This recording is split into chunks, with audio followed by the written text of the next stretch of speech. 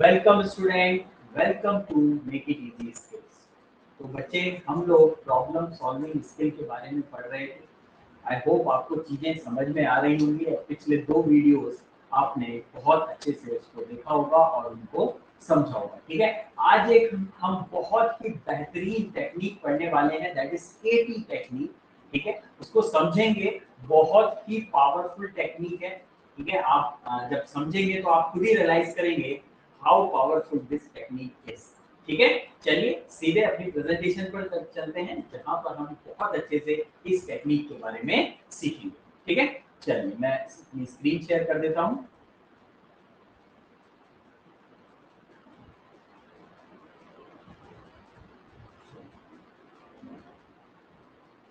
चलिए, तो इस टेक्निक को KT technique, KT method, Kepner and Tregoe method इसको हम बोलते हैं। ठीक है, तो स्लाइड शो पे आ जाते हैं। तो इसको, ये दो जो है हमारे साइकोलॉजिस्ट थे, इन्होंने साइकोलॉजी से पीएचडी कर रखी थी। ठीक है, तो मतलब प्रॉब्लम सॉल्विंग के फील्ड में ये बहुत बड़ा नाम है दोनों। ठीक है, अमेरिकन से बहुत बड़ा नाम है। कोई भी, क्योंकि देखो प्रॉब्लम्स को आपको सिस्टमैटिकली सॉल्व करना आना चाहिए। जब आप एक मैनेजर बनते हैं, जब आप कहीं के ओनर बनते हैं, you have to solve the problem in a systematic manner. अगर आप सिस्टमैटिकली किसी प्रॉब्लम को अप्रोच करते हैं, then you will be going to find the right solution at the right time. ठीक है, तो आपको बहुत अच्छा जो है सॉल्यूशन आपको प्राप्त होगा अगर आप सिस्टमैटिकली जो है काम यहाँ पर करें। ठीक है, तो समझते हैं कि इन्होंने क्या बताया था। ठीक है, तो सबसे पहले हमें क्या करना है, इनके अनुसार सबसे पहले हमें सिचुएशन को एनालाइज करना है कि भाई ये सिचुएशन एक्चुअली में क्या है। जब भी कोई प्रॉब्लम आती है तो सबसे पहले हमें सिचुएशन को एनालाइज करना होता है। Then after that we have to define the problem, what the problem is।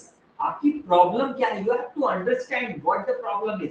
आपकी प्रॉब्लम क्या है पहले उसको समझना है ना। पहले सिचुएशन को समझना है उसे, फिर उसके बाद आपको जो है अपनी प्रॉब्लम को समझना है। देखो जनरली हम लोगों में एक टेंडेंसी होती है, हम क्या करते हैं, सीधे ही कॉज पर चले जाते हैं। Without understanding the problem we generally go to the causes. हम सीधे कॉजेस पे चले जाते हैं। भाई आज इंडिया ने अच्छा नहीं खेला, आज विराट कोहली ने रन नहीं बनाए, तो हम सीधे उसके कॉजेस पे चले जाते हैं। हम ना उस सिचुएशन को समझते हैं, ना उस प्रॉब्लम को समझते हैं। उनकी सिचुएशन हम नहीं जानते, उनकी प्रॉब्लम को हम नहीं जानते, but still we are talking about the causes. तो definitely we are going to get the wrong result. हमें जो है रॉन्ग रिजल्ट मिलने वाला है। ठीक है, तो आपको सबसे पहले क्या करने का, अच्छा मैनेजर, अच्छा ऑर्गेनाइजर, कोई भी आपका अच्छा जो ओनर होगा किसी भी कंपनी का, ठीक है, वो हमेशा पहले सिचुएशन को एनालाइज करेगा। ठीक है, first he is going to analyze the situation, then he will move on to the problem। ठीक है, तब वो प्रॉब्लम पर जाएगा कि वो प्रॉब्लम एक्चुअली में है क्या। ठीक है, and after that he will be moving towards the cause। ठीक है, जो रूट कॉज है तब जाएगा, पहले सिचुएशन फिर प्रॉब्लम को समझेगा, फिर वो कॉज पर जाएगा। ठीक है, तो आइंदा से आपको ये ध्यान रखना है, क्योंकि चीजें हमें सिस्टमैटिक करनी है। आप सभी को कंपनी में काम करना है। ठीक है, सभी लोग आप कंपनी में जब काम करोगे, you will face lot of problems. ठीक है, हम एक दो केस स्टडी भी आपको बताएंगे अभी। तो लेकिन आपको डेली लाइफ में भी आपको इस तरीके से ही अप्रोच रखनी है अपनी, and you will find amazing result. ठीक है, आप जो है बहुत अच्छे रिजल्ट यहाँ पर इससे ले सकते हो। तो ठीक है, तो पहले सिचुएशन समझना है, प्रॉब्लम को समझना है, then we will move on to the causes. फिर उसके बाद हमें जाना है सॉल्यूशन पर, जो हमारे पॉसिबल सॉल्यूशन हो सकते हैं। then we will be getting the possible solution। जो हमें possible solution हमें यहाँ पर मिल जाएंगे। and after that हमें क्या करना है, select करना है best possible solution। ठीक है, हमें best possible solution select का मतलब है हमें best possible solution जो है select करना है। ठीक है, समझ में आ रहा है। And after that, after selecting the best possible solution, हमें उससे एसोसिएटेड रिस्क को भी एनालाइज करना है। ठीक है, तो ये दोनों चीजें जो हैं इसको अभी हम और समझेंगे एलैबोरेट कर आने वाले सब्सिक्वेंट जो भी लेक्चर्स होंगे उसमें हम इसको समझेंगे। ठीक है, तो अभी के लिए for the time being you need to understand this is all about the KT method. पहले सिचुएशन को एनालाइज करना है। कोई भी प्रॉब्लम में आज से आप ये ठान लो कि अगर कोई भी प्रॉब्लम होती है पहले मैं सिचुएशन को एनालाइज करूंगा, फिर मैं प्रॉब्लम को समझूंगा, then I will go to the causes. ठीक है, फिर उसके बाद मैं उसका पॉसिबल सॉल्यूशन देखूंगा और उसके बाद मैं जो भी उसमें से सही जो भी प्रॉब्लम है, मतलब सही जो सॉल्यूशन है उसको मैं सेलेक्ट करूंगा और उसके बाद जो है उससे एसोसिएटेड जो उसके अंदर रिस्क है उसको जो है मैं समझूंगा।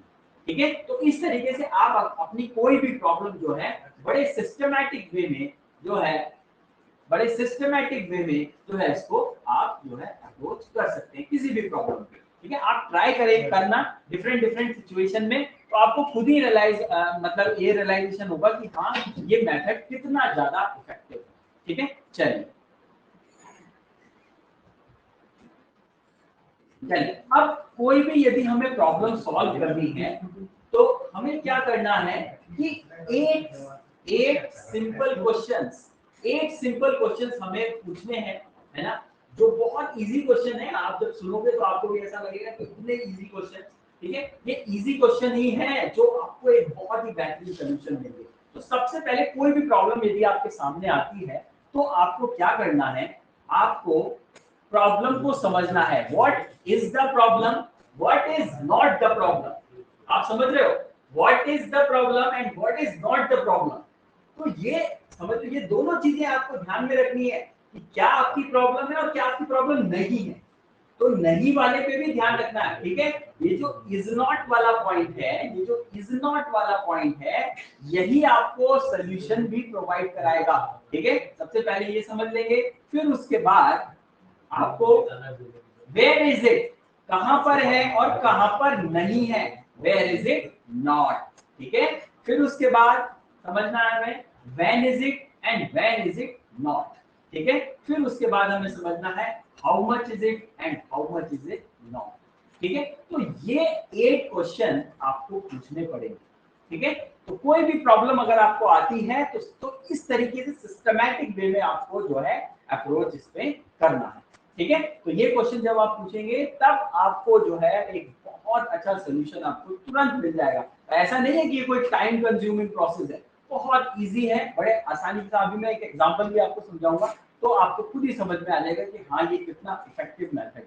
ठीक है, आप किसी भी अपने जो भी प्रॉब्लम पे अप्लाई इसको कर सकते हो। ठीक है, चलिए अब देखिए एक प्रॉब्लम है कि भाई एट्रिशन मतलब आपका जो अपने जो एम्प्लॉयर्स हैं या कोई भी किसी भी चीज का जो हमारे यहाँ काम करते हैं उनका पलायन हो रहा है, जो मैनेजर्स हैं वो जा रहे हैं। भाई आपकी कंपनी छोड़ के कोई बंदा क्यों जा रहा है, ये एक बहुत बड़ी प्रॉब्लम आपके सामने। अगर आप ओनर हैं किसी कंपनी के तो आपको ये लग रहा है ऐसा क्या हो रहा है कि मतलब लोग सभी जा रहे हैं, तो उसका उस प्रॉब्लम का एनालिसिस आप कैसे करोगे, है ना। तो सबसे पहली चीज है आपको समझना होगा कि प्रॉब्लम क्या है। व्हाट प्रॉब्लम, देखो पूरा ये मैंने चार्ट बनाया, आपको खुद ही समझ में आएगा कि कहाँ प्रॉब्लम हो सकती है। तो प्रॉब्लम समझना है कि क्या प्रॉब्लम है। प्रॉब्लम ये है कि भाई एट्रिशन हो रहा है, किसका, मैनेजर्स का, जितने भी मैनेजर है हमारे छोड़कर यहाँ पर जा रहे हैं। ठीक है, ये एक्चुअली में प्रॉब्लम है और कोई इशू नहीं है, अदर इशू यहाँ पर नहीं है, केवल मतलब यही प्रॉब्लम है। ठीक है, अब कहाँ है प्रॉब्लम, सारे डिपार्टमेंट में ये प्रॉब्लम है या किसी पर्टिकुलर डिपार्टमेंट में ये प्रॉब्लम है, नहीं सारे डिपार्टमेंट में ये प्रॉब्लम है। ठीक है, सब डिपार्टमेंट में ऐसा हो रहा है।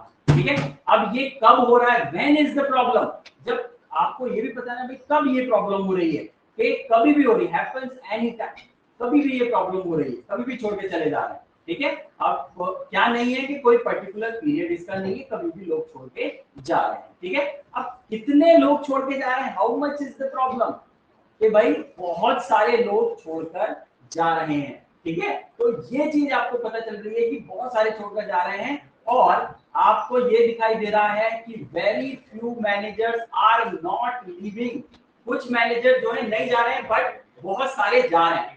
अब सिंपल हम लोग क्या करते हैं एज ए लेमैन, या आपको जब केटी मेथड का पता नहीं होता तो आप क्या करते हैं, आप सबसे पहले क्या करेंगे, जो छोड़ के जा रहे हैं ना आप उनके पास जाओगे, ठीक है, जो छोड़ के जा रहे हैं उनसे बात करना चाहोगे, लेकिन ऐसा नहीं है, आपको जाना है जो नहीं छोड़ के जा रहे उनके पास, उनसे पूछना है भाई तुम क्यों नहीं छोड़ के जा रहे हो, ठीक है, आपको ये समझना है जाकर।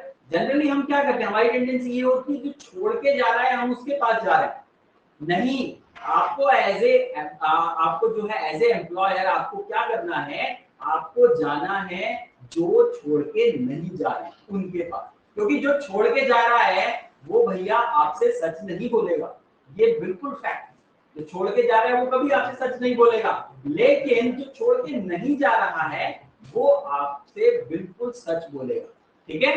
तो जो छोड़ के नहीं जा रहा है आप उसके पास जाएंगे, वो बताएगा कि नहीं कि हम इसलिए नहीं छोड़ के जा रहे हैं क्योंकि आपकी ऑर्गेनाइजेशन में जो है पॉलिटिक्स बिल्कुल नहीं होती, हमें बहुत अच्छा लगता है, तो इसका मतलब जो छोड़ के गए वो क्या कर रहे हैं, ऑब्वियस सी बात है उनको पॉलिटिक्स सही होगी तभी वो छोड़ के जा रहे हैं, ठीक है। तो आपको धीरे धीरे खुद ही सोल्यूशन लगेगा, वो कह रहे हैं भाई आप यहाँ पर एनवायरनमेंट बहुत अच्छा है और जो है माहौल बहुत अच्छा है, ठीक है, हर एक जो है काम बिल्कुल सिस्टमेटिकली बटा हुआ है, ठीक है, तो अब आपको खुद ही पता चल रहा है कि कहाँ सोल्यूशन है, ठीक है, तो बड़े ही आसानी से आप फाइंड आउट कर सकते हो कि कहाँ प्रॉब्लम है, ठीक है। तो इस तरीके से किसी भी टाइप की प्रॉब्लम जो है आप टैकल कर सकते हो, क्योंकि जब आपके पास ये चार्ट होगा तब आपको समझ में आ जाएगा कि कहाँ प्रॉब्लम हमें हो रही है, ठीक है। तो ऐसे आप किसी भी प्रॉब्लम का जो है सोल्यूशन जो है निकाल सकते हो। जैसे सिंपल समझो कि आपके यहाँ दो पंप काम कर रहे थे, है ना, एक पंप ने काम करना बंद कर दिया, ठीक है, तो आप एकदम से ऐसा नहीं है कि सेकंड वाले पंप पे ही पहुंचोगे, आपको पहले देखना है कि पंप 1 है वो काम क्यों नहीं, वो कैसे काम कर रहा है ना, वो ठीक काम क्यों कर रहा है, तो इस टाइप को भी आपको समझना है, इस टाइप से आपको प्रॉब्लम सॉल्व करना सीखना है, ठीक है। अगर आप इस तरीके से प्रॉब्लम को अप्रोच करोगे सिस्टमैटिक वे में, अगर आप सिस्टमैटिक वे में इसको जो है अप्रोच करोगे, then you will be getting the beautiful answer and beautiful solution of your problem. I hope आप लोग इस चीज को अप्लाई करोगे, कोशिश करना अप्लाई करने की,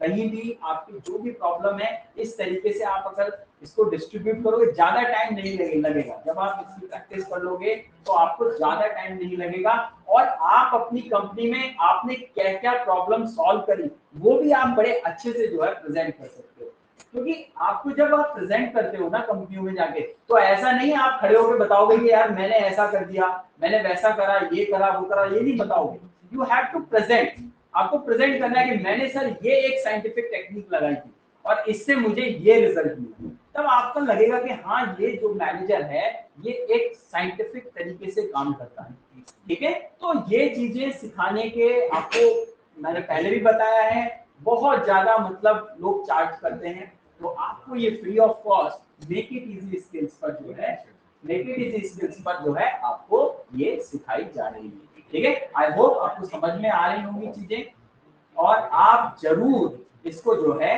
अप्लाई करोगे, ठीक है। चलिए तो मैं इसको अभी स्टॉप शेयरिंग कर देता हूं, ठीक है।